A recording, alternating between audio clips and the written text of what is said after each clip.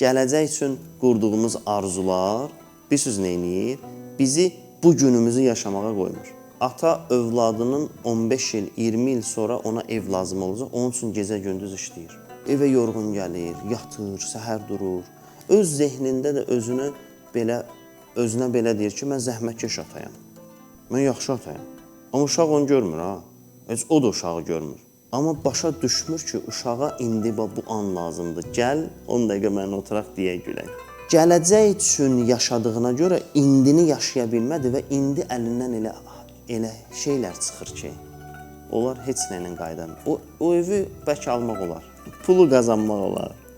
Amma uşağın böyüyür, onun o böyüdüyünü sən görə bilmirsən.